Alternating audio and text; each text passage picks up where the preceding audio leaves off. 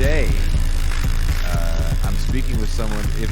If you follow the show or me at all on any sort of social media, I've been posting some stuff I'm doing with Zero Books. We're playing a role-playing game called Mothership. And the person that leads that game, the game master, the game dude, is Dr. Djene Bajalan from the University of Missouri State University. I was going to say the University of Springfield, but that's Liz. And Dr. Djene Bajalan is a historian of the Middle East. And as we're playing this game, we're not necessarily talking about all things Middle Eastern, but I had wanted to do an episode about the history of the Kurds. And the guest today, Djene Bajalan, had done that history with another friend of show, Ben Burgess, and my heart was broken because I saw Ben Burgess advertising that he did this history of this Kurdish history with Djene Bajalan. I was like, fuck, now I can't do the Kurdish history. And Djene goes, but that's behind a paywall. And I was like, ha ha ha! This is the for free. I'm going to give you some product for free to your channel. This will be edgier. We'll make this one edgier. I'm just kidding. I'm actually going to be on Ben's show coming up. So I'd like to introduce the audience to my friend and Zero Books gaming buddy, Dr. Djene Bajalan.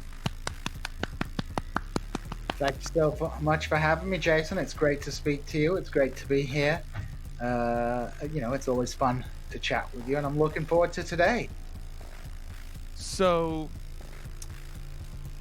you are a professor of Middle Eastern Studies. You wrote a book called The Young Kurds, the Kurdish Movement Before the First World War. That's correct. And is this a textbook you also co-wrote, Studies in Kurdish History? That was an edited volume of articles relating to Kurdish history by different authors, so it's kind of a collected work. It was originally published in an academic journal, but it was pretty popular, so we turned it into a book. And when it comes to Kurdish history, I mean, Kurds have been around for some time. Do you generally start at the end of the First World War? Yeah, I mean, it depends what you're doing with Kurdish history. So, the Kurds are one of the many ethnic communities in the Middle East. We have Arabs, Turks, Persians, various other communities, and of course we have Kurds. And, all these different ethnic communities are, inside themselves are all like pretty diverse. And, there's different cultures and languages within these kind of categories that we use. But, in a sense, it makes sense to talk about the Kurds as a distinct community. And one of the reasons we, historians often focus on, the First World War and after the First World War is because prior to the First World War, the Middle East had been dominated by two multinational empires. Mm-hmm. The Ottoman Empire, which was, ruled by the Ottoman Sultan, that controlled what we know as Turkey today, what we know as Iraq, Syria, Israel, Palestine, Lebanon, Arabia. Officially, it was a sovereign over Egypt. And, and up until the sort of late 19th century, it had also controlled large parts of southeastern Europe, the Balkan Peninsula, right? So you got this huge empire with many different ethnic communities. The Kurds are one of these communities.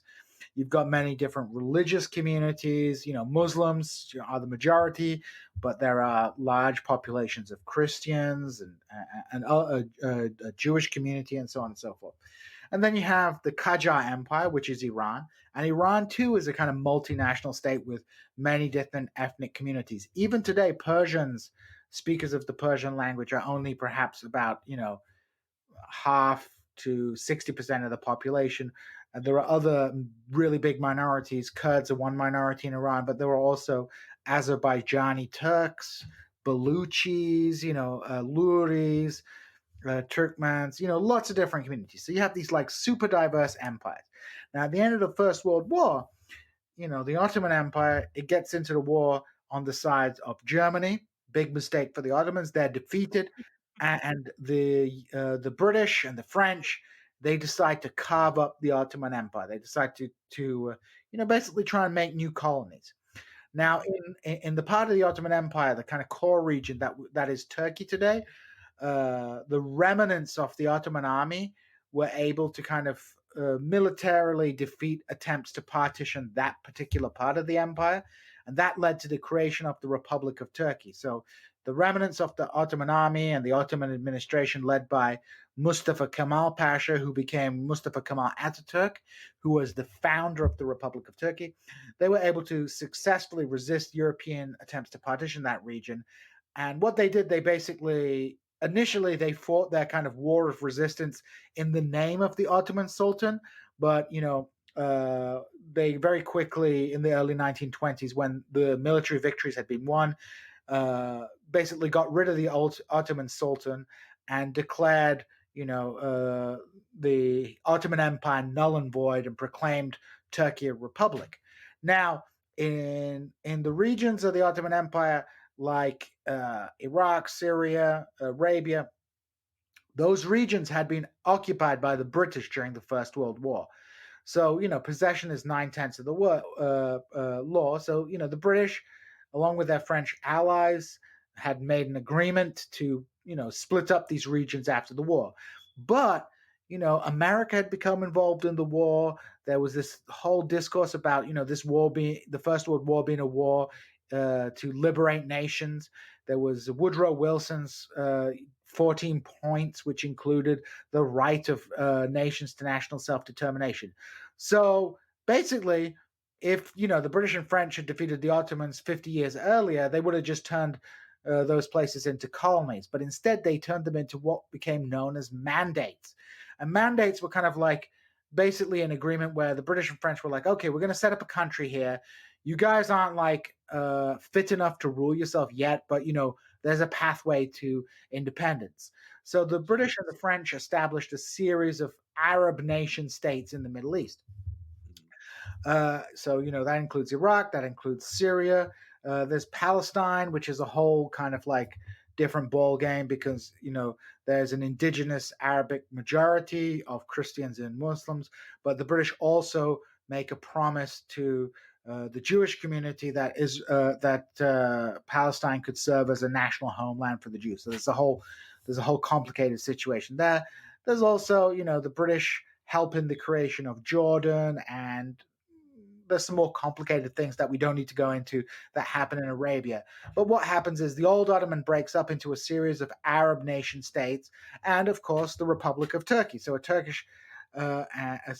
Turkish state and a series of Arab states.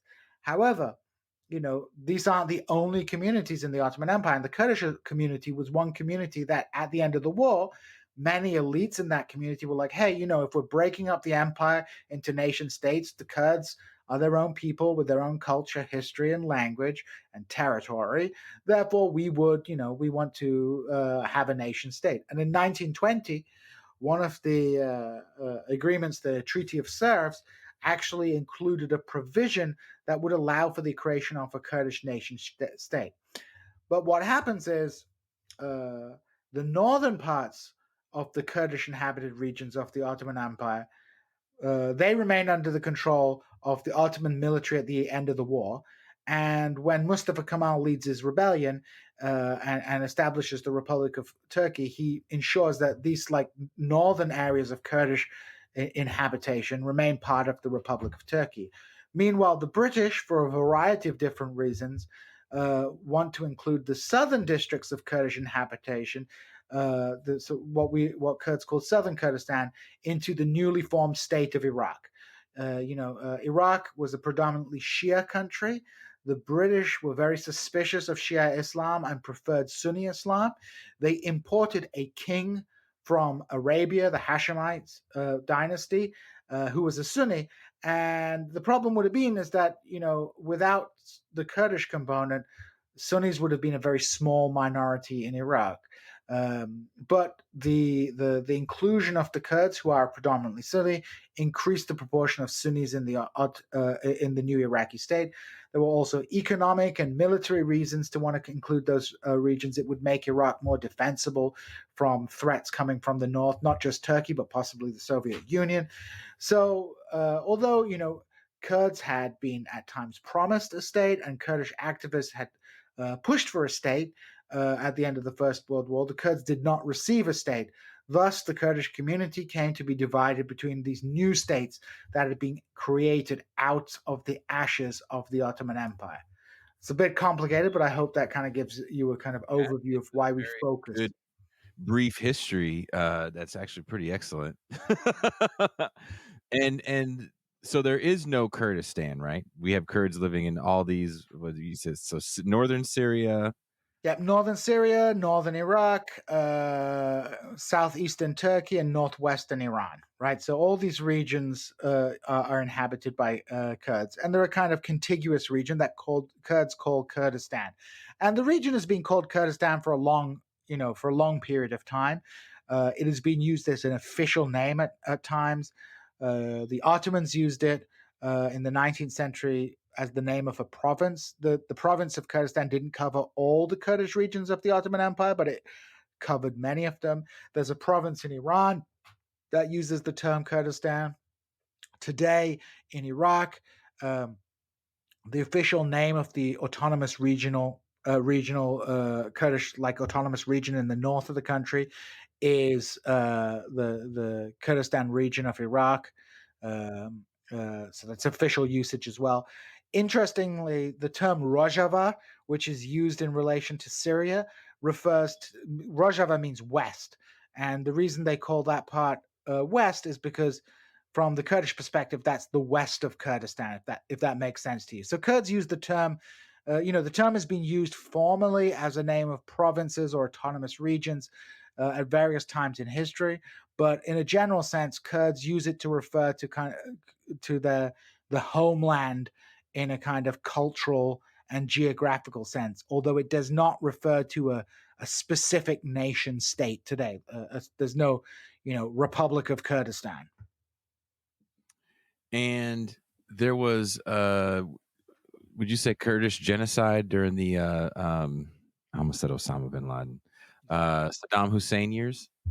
Yeah, there have been various campaigns throughout the 20th century that could be labeled genocide or genocidal, but perhaps one of the most severe of these campaigns occurred in the late 1980s, the so-called Al-Anfal campaigns.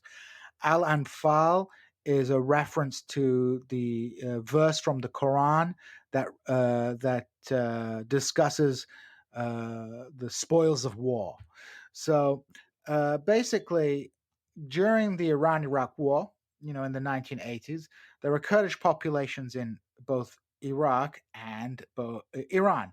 So during the course of the war, the Iraqis supported Iranian Kurdish insurgents against the Islamic Republic of Iran, and the Iranians supported Iraqi Kurdish insurgents against Saddam Hussein's government. But in 1988, that war came to an end. And this sort of gave Saddam Hussein the opportunity to consolidate power against those Kurdish communities. And one of the ways that the Kurdish movement in Iraq had been able to sustain itself was that it was generally a kind of popular movement that had support in the countryside, right?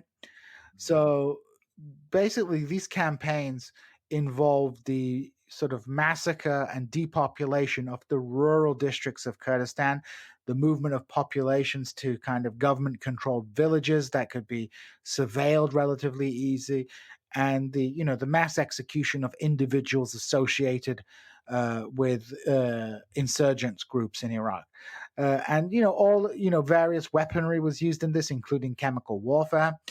Chemical weapons were used in this, and numbers became so popular a few years ago in Syria, right? The sarin gas, right? A lot of that was used over there too, wasn't it?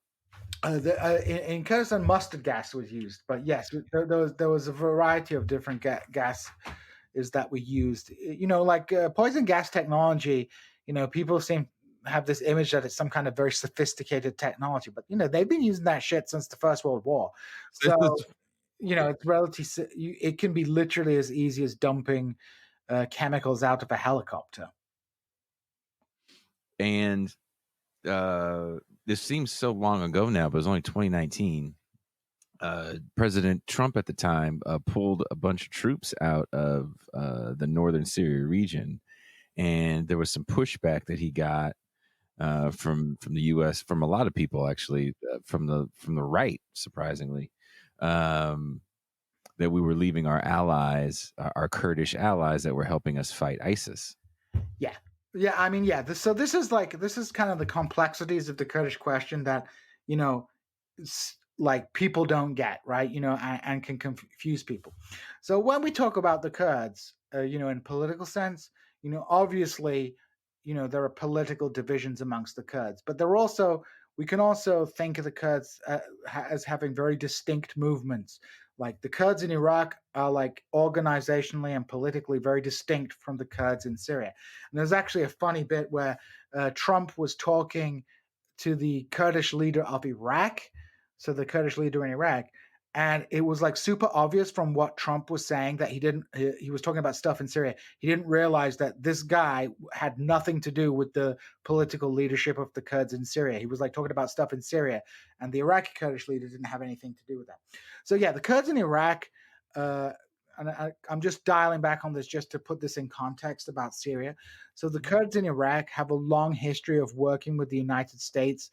From like there were relations in the 1970s, then in the 1990s, and of course the Kurds in Iraq supported the Americans in the invasion of Iraq. So there's a long kind of history of kind of cooperation with the Iraqi Kurds, and of course, in a general sense, that means that the military in general, many people are just like positively inclined to the Kurds in a general sense, not specifically the Iraqi Kurds. They're like, oh, Kurds are cool, they're our allies and things like that.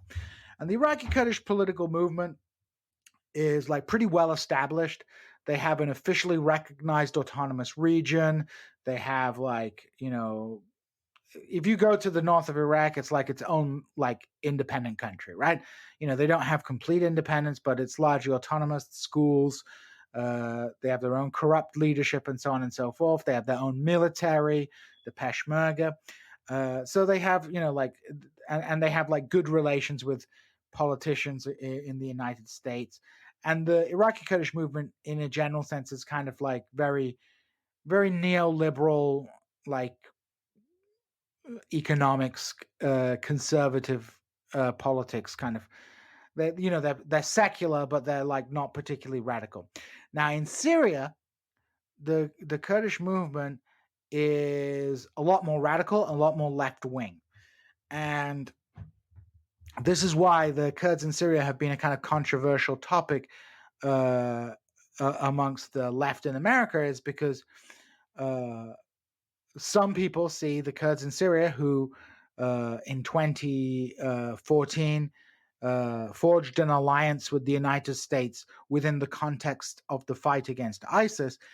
Some on the left see that as the Kurds as becoming stooges of American imperialism, whereas others on the left look at the kind of social revolutionary nature of the Kurdish movement in Syria, and they see that as like a political experiment in sort of libertarian socialism that is worth supporting.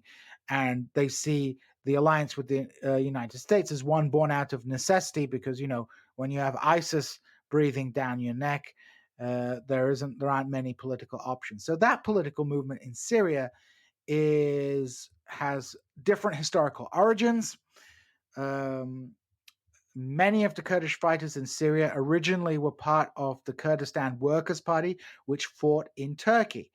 Syria's Kurdish population was marginalized, but the Assads were able to direct the energy of many Syrian Kurds towards Turkey by allowing the Kurdistan Workers' Party which fought against Turkey, to recruit Syrian Kurds to go fight against the Turkish government. And so there was a close relationship between the Syrian government and the Kurdistan Workers' Party from the foundation of the organization in the late 70s and particularly in the 80s. And the leader of the PKK, Abdullah Öcalan, he was living in Syria and then in Lebanon, and he was basically living there until the late 1990s, when he was forced out because Turkey threatened to launch military action against Syria, and Syria couldn't really do much about it. So the PKK was a very left-wing and almost anti-American movement for a while. Turkey was a NATO ally. The PKK, when it was founded, was this kind of strong socialist, fighting for a united, independent, and socialist Kurdistan organization that fought not only against Turkey but also all the landowning elites and groups that it saw as cooperating with the Turkish regime. So many Syrian Kurds were recruited in the 80s and 90s to go fight, by the PKK to go fight in Turkey. The Syrian, but within the context of the Syrian civil war, the Syrian regime basically left the Kurdish regions to the PYD, which was a kind of offshoot of the PKK, a kind of sister organization that sort of focused on Syrian Kurdish affairs. And that group basically came to dominate that part of the country. And, the irony is the United States, including from the administration of Bill Clinton onwards, had provided both military and intelligence support for Turkey in its fight against the PKK. But within the context of the fight against ISIS, the United States made an alliance with the PKK's sister organization, the PYD, this kind of Syrian, the Turks call it the Syrian branch, but it's very much its own political party now. But this kind of Syrian sister organization that emerged in Syria, and that caught the interest of a lot of Westerners because the PYD mobilized large numbers of women. Now, if you're a follower of Kurdish history and politics, that's like nothing new. The PKK has a long history of women fighters in its ranks, and other left-wing Kurdish parties have had Kurdish fighters. Komala, which was an Iranian Kurdish political organization, had female fighters in the 1970s. So there's nothing new, but it was something that certainly captured the imagination of many wide-eyed Western journalists, this image of these young girls in their late teens and early 20s taking up AK-47s to fight against, ISIS, one of the most brutal and reactionary Islamist organizations, on the planet. So this alliance, get into the propaganda of the women fighters a little later. Yeah. So this alliance kind of emerged in 2014, and Obama, who was Obama had not wanted to get involved in Syria. When the Syrians launched those gas attacks, across the red lines, the America was able to avoid getting involved in the conflict.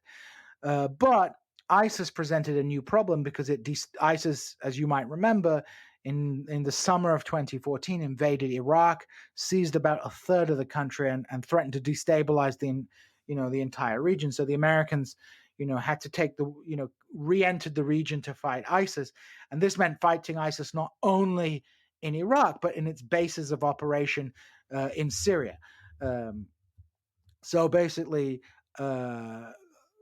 the Americans get involved in the Syrian civil war in an alliance with the YPD and its militia organizations, the YPG.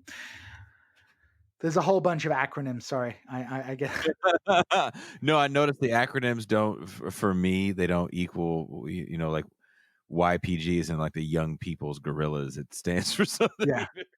So there's So basically, you have this alliance form. Now, the Americans had initially not really wanted to get into bed with the Kurds, or they were reticent. They were hoping that Turkey, their NATO ally, would be able to kind of launch be able to support a kind of counteroffensive and take the lead in fighting ISIS.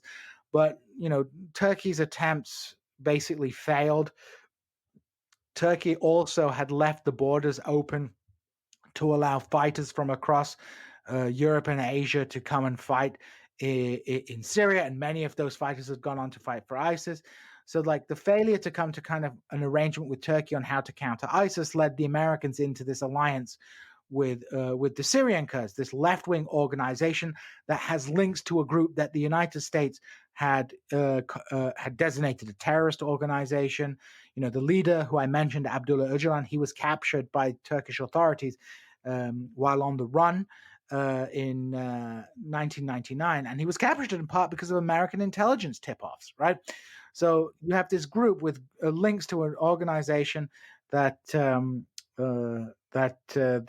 Americans designated a terrorist organization, becoming allies in the war against ISIS. And, this is like a real big contradiction in American policy. And as it turns out, the Kurdish forces in Syria, and then the umbrella organization, the Syrian Democratic Forces, the SDF, which includes the Kurds as well as Arab fighters who begin to be integrated into into sort of the Syrian Kurdish-led military organization. These groups proved pretty successful in combating ISIS, and with American air support, they're able to push ISIS out of most of northeastern Syria. They take over the ISIS capital of Raqqa. They push them, out of all these territories. And of course, the growing power of the Syrian Kurds, which the Turkish government views as with deep suspicion, leads to increasing Turkish hostility to the Kurds in Syria. And this is in part, and to make this more confusing, this is in part related to events taking place in Turkey at the time. Prior to 2015, the Turkish government of Recep Tayyip Erdogan had been engaging in a peace process with the PKK, this sister organization of the PYD and the YPG in Syria. So the relationship was not warm, but there was some kind of relationship between the two sides. Syrian Kurdish political leaders traveled to Turkey. There was negotiations with Turkish intelligence. So we have this, so there's this peace process going on in Turkey, which also sort of helps the Syrian Kurds consolidate power because, Turkey is not immediately hostile to them. However, in 2015, the Kurdish political party, or the Kurdish-backed political party in Turkey, the HDP, wins a major electoral victory. They're able to increase their vote to over 10%, which means that they're able, despite not being being still the third/fourth largest party in Turkey, they're able to deny Recep Tayyip Erdogan, the Turkish president, well, now president, then prime minister, a majority in the parliament. And this leads the Erdogan to sort of abandon the Kurdish peace process and try and consolidate a new base of support on the Turkish nationalist right. And that Turkish nationalist right is deeply hostile to any peace process with the Kurds inside Turkey, and deeply hostile to the Kurds in Syria, who they see as being kind of puppets of the PKK, this Kurdish left-wing insurgency group that has fought against the Turkish government since 1984. So, what happens after this? Relations with the Syrian Kurds increasingly deteriorate.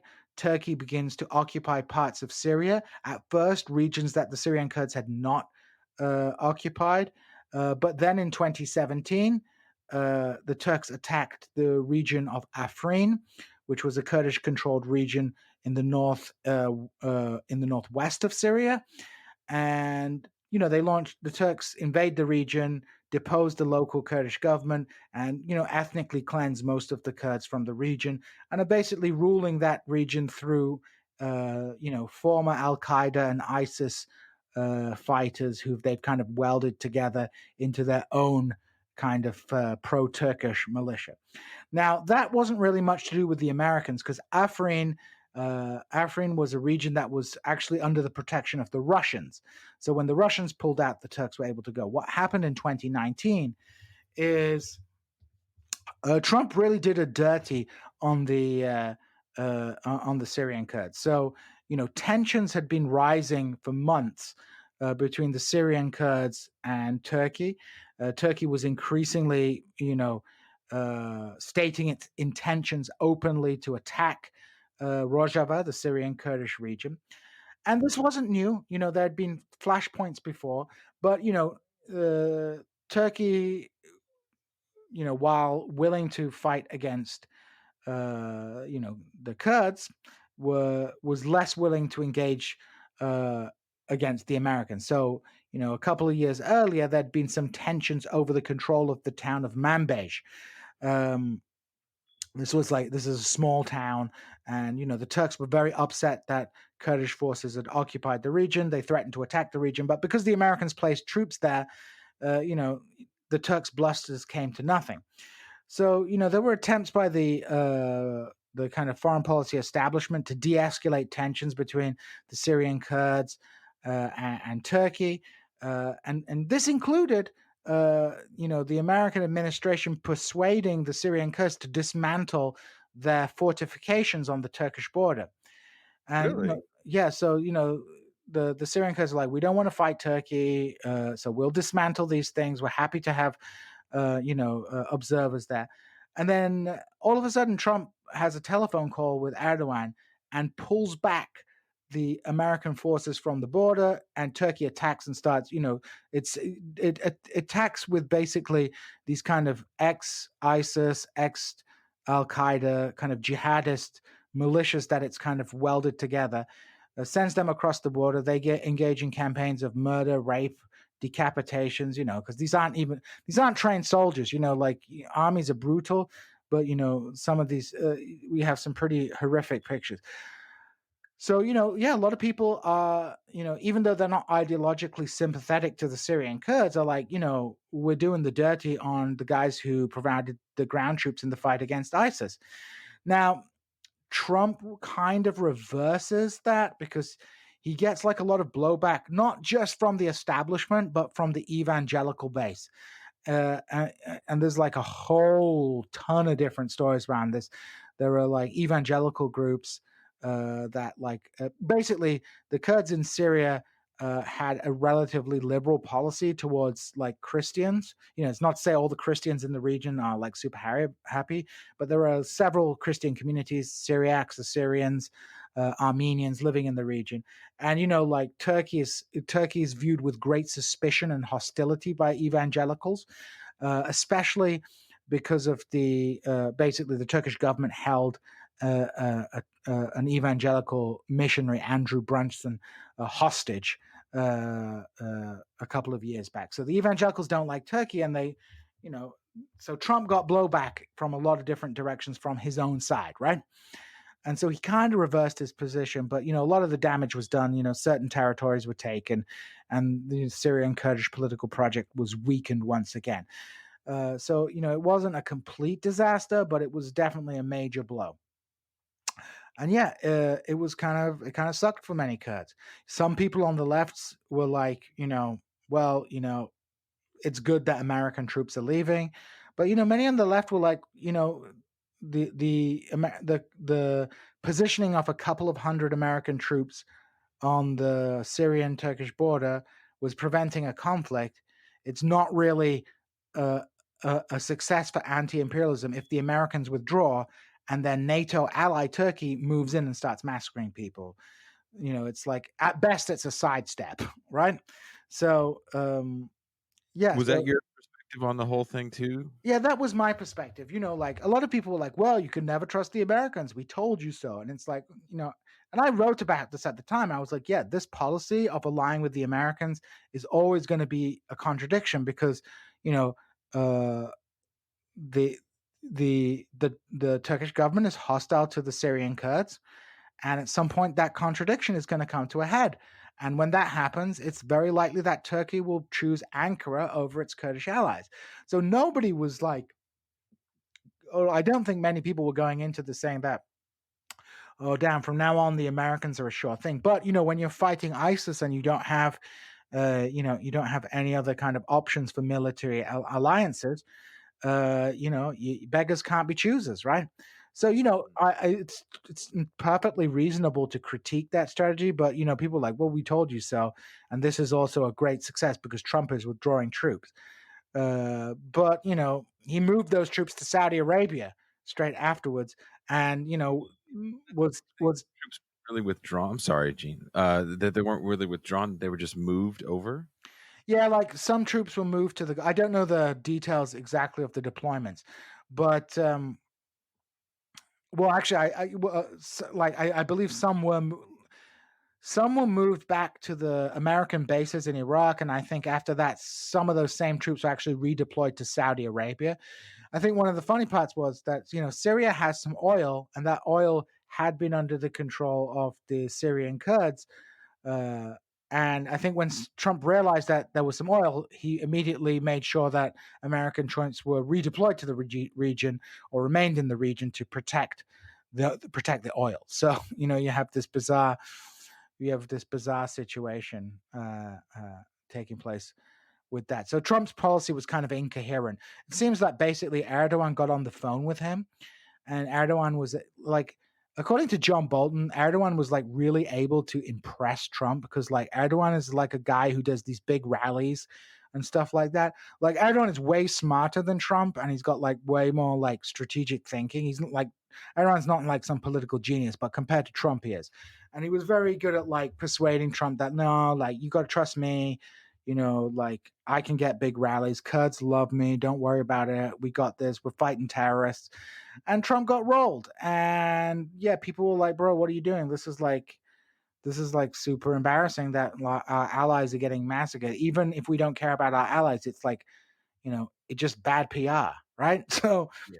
so like some people were just like, this is just not good PR because who the hell's going to trust us in the future if like such a naked betrayal happens. Like, you could talk about like, oh yeah, they helped the Syrian Kurds out, but then 15 years down the line, somebody comes and murders them. Like, well, maybe the reason for that is an American betrayal, but it's not so immediate as this one, where literally the Americans tell the Syrian Kurds, take down your border fortifications. Trump is on the phone to Erdogan and then green lights the invasion of the region. So Trump basically bungled this, and he got blowback. And I think he was surprised about the blowback. I think he was expecting people to go, "Oh yeah, this is great. Good job withdrawing from this endless war." But for a whole variety of reasons, he got criticism from both the right and the left. Yeah, I did see that, and I remember that. I also remember some of the things that he would say with the withdrawal, and you could tell he didn't really understand anything that you've just talked about right now. Because I remember him saying, these people have been fighting for a long time, hundreds of years. This has nothing to do with us. It's not that simple.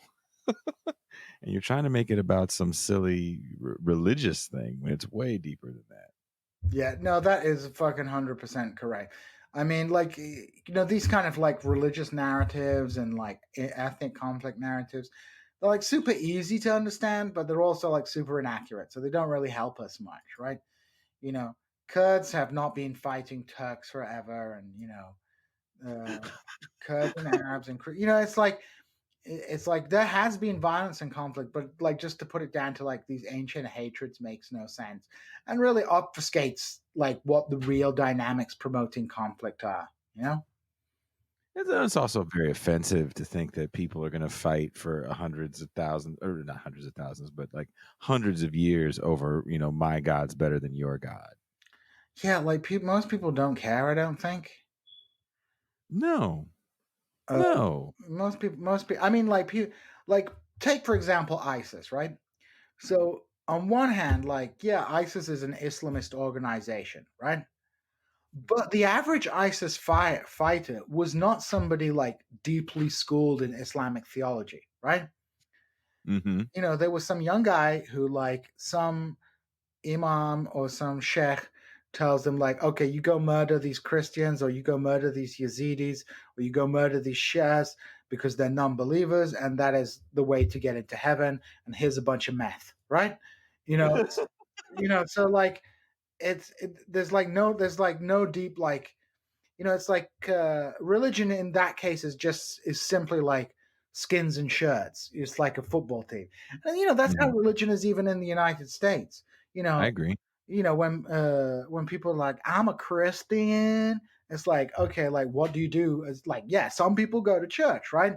Some people pray, but like other people, it's just like, I'm a Christian, and I just don't like my Muslims, yeah. But like they don't actually practice anything to do with Christianity. I think there was a couple of studies on the Trump voters who defined themselves as Christians and even evangelicals, but didn't actually like practice on a day-to-day basis religion. No, no, it, no, not at all. I don't think so. I mean, I've gotten to know, as we were talking off air, some people that are somewhat hardcore in their faith. That some were Trump supporters, but if you're really hardcore in your faith, there's not much that Donald Trump is saying outside of like overly racist shit that you would probably agree with. That's true. I know a bunch of former evangelicals or like people who come out of that Christian conservative tradition who were just like, I'm out, man. All the stuff that we were told about like character mattering and behavior mattering, seems that didn't really matter. It was just like being, it was just a cover for being like kind of racist. Kind of homophobic. Yeah, no, it really is. Which is why I wanted to have you come on here and talk about this, because when the narrative kind of gets spun a little easier, because when you're trying to explain this, you're going to go. You kept saying like this is a little complex, and let me give you some context, because you can't just say as simple as the North didn't have slaves and the South had slaves and there was a war over slavery. Like even that is overly simplistic. Over. Yeah, I mean, like, I totally agree. I mean, like, it's not like all these like people fighting in the Union Army were like super woke, and they were like, "Bro, we've got to totally have like, like black people coming down, like they can come fuck my wife, and like they can date my daughter and shit like that." No, these guys were racist, but a lot of them were. A lot of them became de-raced, through their experience of like meeting and fighting to liberate black people, became less racist. But a lot of them were just fighting in the Union Army for A, money maybe, B, because they didn't like the fact that slave owners didn't have to pay their workers, for a whole load of reasons that had nothing to do, or for the fact that they didn't like the fact that there was a black population in the country, and if they believed if they got rid of slavery, they would they would be able to like have a white ethno state of like small farmers. So there's a whole load of reasons why people vote. It's not like, yeah, like the good old Union boys were all like, I mean, all like super This like, ain't right. yeah, super racially sensitive. I'm sure a couple of them were saying the N word, like and stuff like that. Even for that matter, it's not like every soldier that went overseas to World War II from the United States went there because, like, I'm going to do the right thing. There was a fucking draft. Yeah, there was a draft, right? Exactly. And what they did was good and heroic, but like people do things for different reasons. I do a show with a group of now leftist post 9/11 combat vets, Yeah. and they're called left flank vets. And they talk about the poverty draft in the United States all the time. That a lot of them went to fight because they needed money. They didn't have money. They came from these towns that there wasn't much going on. Yeah, I And mean the one I talked to is a recruiter. that's classic. You see that even in like the Iraqi insurgency had its own political economy, right? Mm-hmm. Like uh like there was money flowing and there were opportunities to make money fighting against the Americans as well as for them. Like money so yeah, like you have ideological warriors, and then you have like a whole like spectrum of people who are doing things for a whole like mixed motivations, right?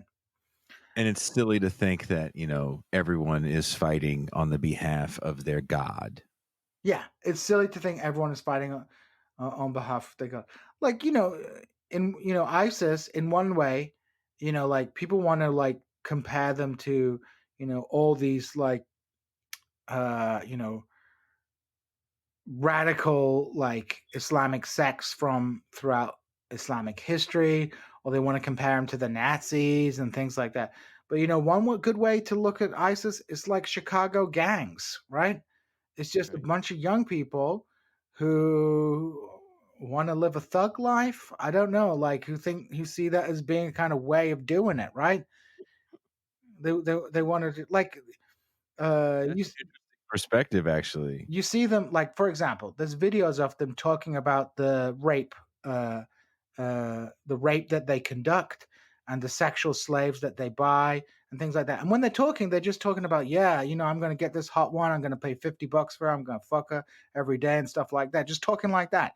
That doesn't sound like the words of like a super religiously pious guy. No. It's a guy who's like, who's like dark side is coming out and is doing things for like very like like for kind of like personal gratification. And which is interesting because it's never the narrative that you hear when you even watch like mainstream kind of bigger corporate media.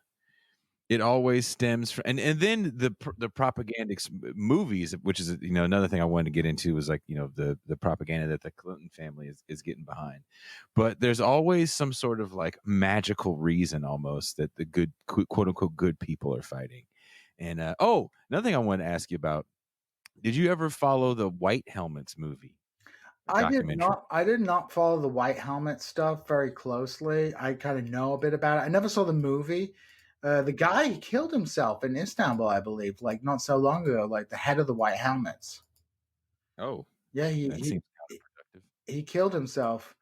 Because they're like, I don't know the truth about the White Helmets, but uh, that they were pretty controversial, and that there was a lot of personal attacks on that guy, and about like what they were doing and whether they were, because like the Syrian opposition is like it basically got taken over by like the worst elements of sort of Islamists eventually, Mm-hmm. Mm-hmm.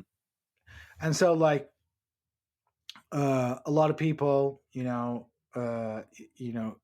see the white helmets as being kind of like a CIA intelligence front operation that is out there supporting Islamist terrorists. They're not really this humanitarian organization.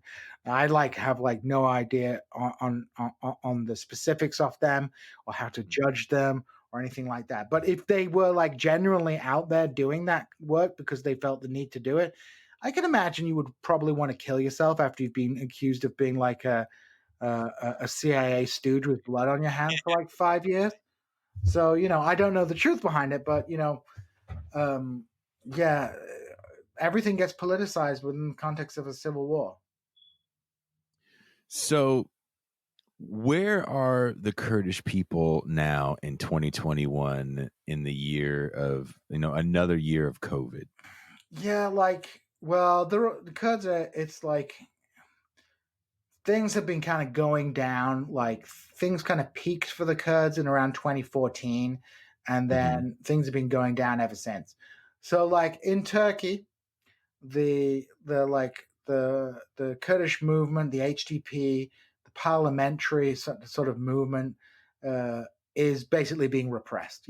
There are wave after wave of arrests on completely nonsensical charges, completely made up charges.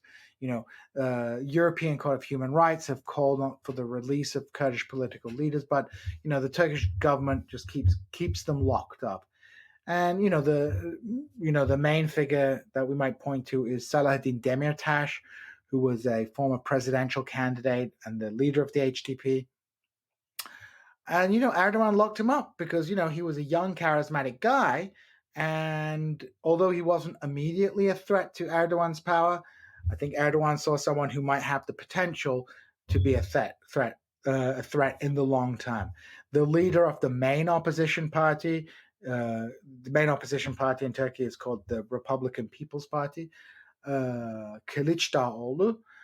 He's like super incompetent, super uncharismatic, and in fact, the other day he gave a speech in which he was, appealing to voters, saying, "Look, I tell the AKP voters, what have I ever done to obstruct anything the AKP, the ruling party, has wanted to do?" So people are like, this guy's useless. He's like a controlled opposition. So Demirtas was seen as this kind of young, charismatic figure, but he's being put in jail. So in Turkey, it's looking pretty grim after making gains in the parliament and the peace process of the, early 2010s.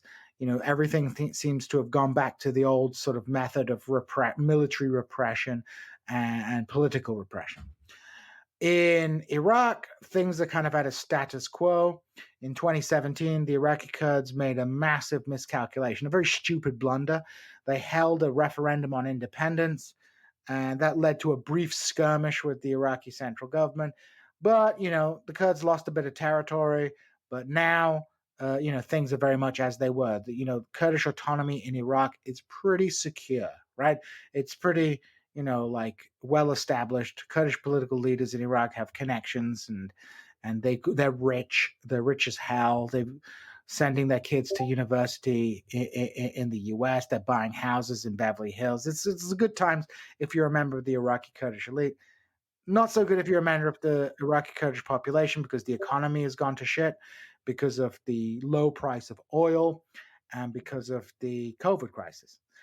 In Iran, the Kurdish population is facing continued repression. There's been a recent, I just saw on Twitter today, there'd been another round of arrests of Kurdish cultural figures and activists. So in Iran, there's a long history of repression. And then in Syria, things have kind of stabilized. The Syrian Kurds lost territory in 2017 and 2019, but things seem to have stabilized. And, for the Syrian Kurds, things might look up because the Biden administration and a lot of people in Washington are kind of sick of Turkey, right? They're like sick of what Turkey gets up to. So, Turkey has been able to behave very aggressively in the Middle East, much more so than countries like Iran. People focus on Iranian expansion, but actually Turkey has been like very active. And the reason it's able to do this is because it's an American ally. But it seems that the relationship will cool under Biden. Erdogan had a good relationship with Trump. Biden does not have a positive relationship with Erdogan, and Biden is actually probably the most overtly pro-Kurdish president that the United States has had. Really? Yeah, Was it the reason for him to want to go in there initially in the late 90s? No, I don't think that's the reason. That's his reason. But like after the Iraq War, he was one of the people who called for creating a big Kurdish autonomous region in the north of Iraq. He had this thing called the Biden Plan. He negotiated with Turkey to de-escalate conflict with the Syrian Kurds. I forget her name, but one of his advisors was an American of Kurdish origin as well. So he has some kind of sympathy towards the Kurds. How that plays out in politics and practice, that's a different question. But it is what it is. Do you think under the Biden administration, maybe one of his big foreign policy deals will be to actually, because this, from everything I've been reading, there's 30 million Kurds that don't have a true country. Mm-hmm. Do you think that Kurdistan becomes a country under the Biden administration, or he tries to make that happen? No, I doubt it. Like Americans are like most countries are very reticent about redrawing boundaries. It happens for specific reasons at specific times. But it's not like a super common thing, right? And from the American perspective, America doesn't have a Kurdish policy. It has a policy towards Turkey. It has a policy towards Syria. It has a policy towards Iraq. It has a policy towards Iran. And the Kurds are always going to be kind of second thought in that. Because, even if the United States says, okay, we want to have an independent Kurdistan just for the Iraqi part, just for the Iraqi Kurds, that's going to create complications for the relationship with Turkey, right? So America is always going to try and, my notion is that America will, it might more actively pursue trying to, foster agreements between, like, let's say, for example, the Syrian central government and the Syrian Kurds, or Baghdad and the Iraqi Kurds, or even Ankara and the Turkish Kurds. It might try and help become involved in resolving those issues, but it's never going to support Kurdish independence in the sense of the creation of a large independent Kurdish nation states. New countries, new sovereign nation states, can very rarely, and I can't think of an example at all, win their independence purely through their own efforts. It always involves some kind of foreign intervention and foreign recognition. The United States of America would have been crushed on the boot of good King George had it not been for the French, Spanish, and Dutch interventions, right? So, countries need, the Kurds just don't have a great power around the world that has an interest in supporting their independence. So, short answer is no. That's rough. And briefly, Rojava. Yeah. Am I saying it right? Yeah, Rojava. Yeah. Rojava was pretty popular around that same time that Trump was talking about pulling out, because it is a socialist region, correct? Yeah, I mean it's a it's kind of a libertarian, anarchistic, socialistic experiment. The governing ideology is what they call democratic confederalism, and this is kind of the idea that you devolve power to local municipal governments. It draws on the ideas of Murray Bookchin, who was a Brooklyn-born anarchist. Mm-hmm. And Abdullah Öcalan, the leader of the PKK, who kind of adapted Bookchin's work to the Middle East. Yeah, the ideology emphasizes women's emancipation, which means women's participation in government. A system of co-leaders. Like very strong emancipatory politics. And this ideology has proved popular not only amongst Kurds, but also some Syrian Arabs who are like, hey, a lot of Syrian Arab women are like, this female emancipation where I get to carry a gun and I get to be not doing the drudgery of housework all the time. It's pretty cool, right? So it's kind of, it's got female emancipation, and it's also, very much focused on environmentalism and cooperative economics. So it's not entirely anti-capitalist per se, but it is a kind of radical anarchistic kind of system that has been established in the region. Yeah, because I remember some friends. We were talking about that. God, that's 2 years ago. Seems like it's been forever. Kind of the Rojava experiment, and could it work elsewhere?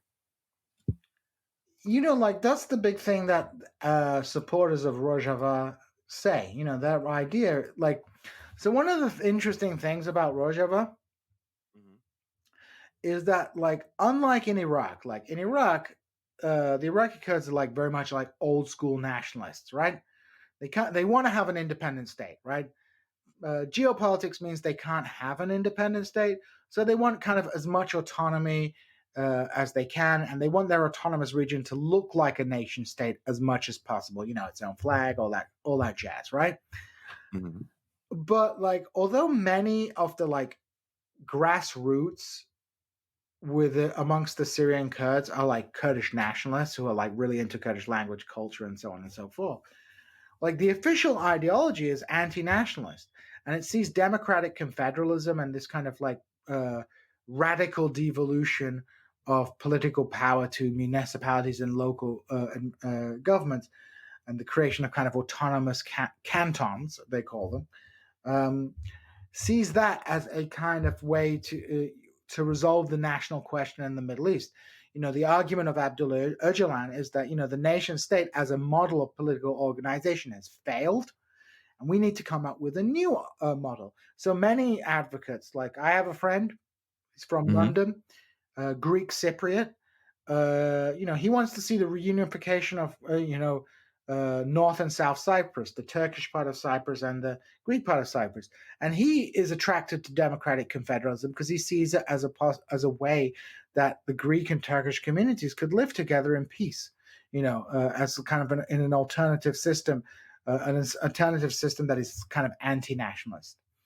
Now, how far this is going to be a success in the long term, I don't know. I can't make predictions and things like that. But it is certainly an interesting sort of ideological sort of trend. And it's not completely new in the Middle East, right?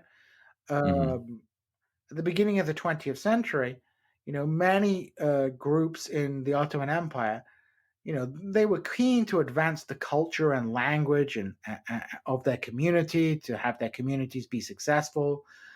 But they didn't necessarily want to have an independent state. They hoped to have live within a kind of cosmopolitan society in which, people's rights were guaranteed by a constitution. So, they didn't want necessarily to have like pure kind of ethno-states, but, aspired to living alongside other peoples in relative peace in a constitutional order. So the notion that Middle Eastern people, all want their own nation state and can't live together is not necessarily true. There are, democratic confederalism as advocated by Rojava and its supporters is one model, but there have been other models in the past: constitutionalism, socialism, and so on and so forth. All right, that was the episode with me, Djene Bajalan. You can catch me, Djene, Doug Lane, and his kids play on Zero Quest on Zero Books YouTube channel, where we play the Mothership game. It's a lot of fun. You can also catch, if you missed the Tuesday live stream of This is Revolution, you can catch us on the Zero Books YouTube channel. I will have a link in the description of the show to our YouTube if you want to be more interactive with the show. If you can catch it on Tuesday night, 6 p.m. Pacific Standard Time. Also, the rest of this conversation is going to be on Patreon. So if you want to hear the rest of the conversation Djene and I had, where we go on about creating our own show with Doug Lane, where we watch Tyler Perry movies and give a critique of them. It wasn't just Tyler Perry we talked about. We definitely talked about Tyler Perry. So thank you guys for paying attention, and I am